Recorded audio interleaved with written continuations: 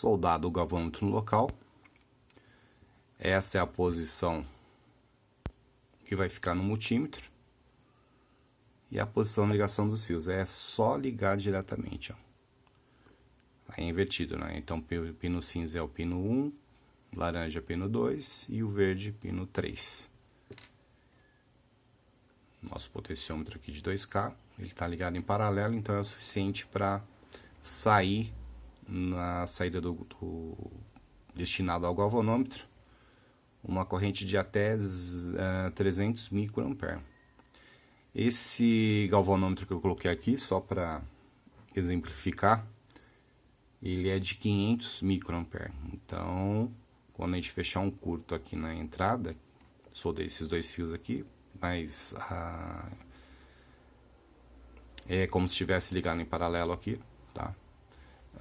Só para auxiliar aqui no teste dos componentes que eu vou fazer aqui. Então, quando eu fechar curto aqui, eu vou ter o máximo de corrente na saída, que vai ser 300 microamperes. Então, lá no galvanômetro vai só até o número 3. Tá. Vou fechar um curto. O LED vermelho tem que acender. E o potenciômetro vai deflexionar até o número 3 lá, ó, que é 300 microamperes. Aí no galvanômetro de 50, de 100, esse ajuste aqui do galvanômetro, ele seria o zero da escala, tá?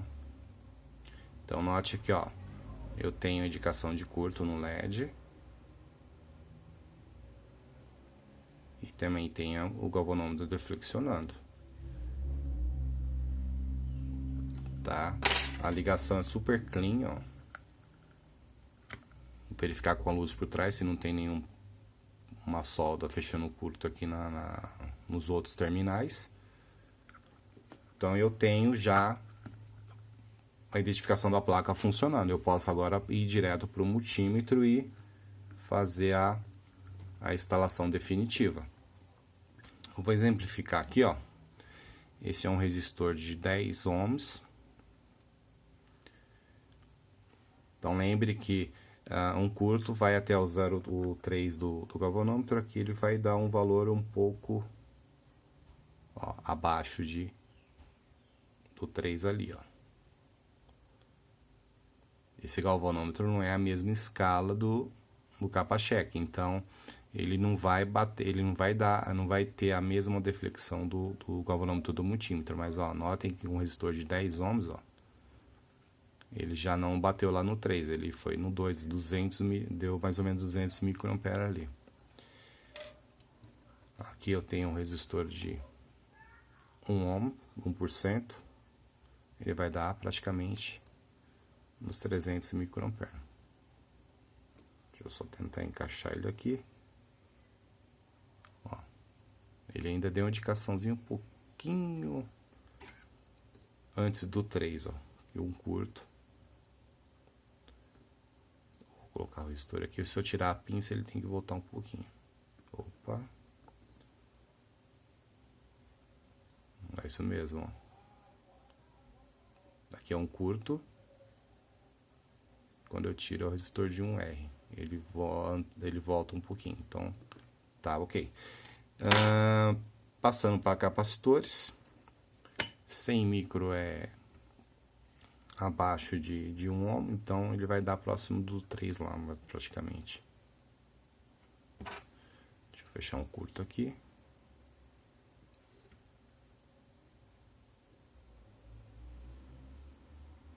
Ó, bem pouquinho mesmo, mas não é zero, que seria no caso. E um micro, que vai em torno de 2 a 3 ohms, vai ter uma variação um pouco maior ali. Curto, que é o 0, né? E aqui é o capacitor de 1 micro, que é os 2, 3 ohms. Ó. Então, fiz o teste na placa, sem a necessidade de estar colocando no multímetro. Agora, é só remover o que eu coloquei externo aqui, o potenciômetro já está no local, certo? O fio do galvanômetro, É só soltar aqui e soldar lá de novo. Os LEDs é só colocar o fio e levar para o respectivo local, soldar a chave e tá pronto. Detalhe, essa placa, o ideal é que ela seja montada nessa posição, tá? Potenciômetro à esquerda, que aí você tem um encaixe embaixo, aqui perto dos diodos, e o outro encaixe aqui na vertical, à direita, e o parafusinho aqui que é o encaixe do multímetro. Então, alguns multímetros não tem esse pino de encaixe aqui, mas essa é a posição, tá? Que aí quando você colocar no multímetro e virar o multímetro, o pino negativo aqui fica à esquerda. Mas não há polaridade para medição, tá? Então, tanto faz aqui ser positivo e negativo, é só para indicação de medição na placa, tá ok?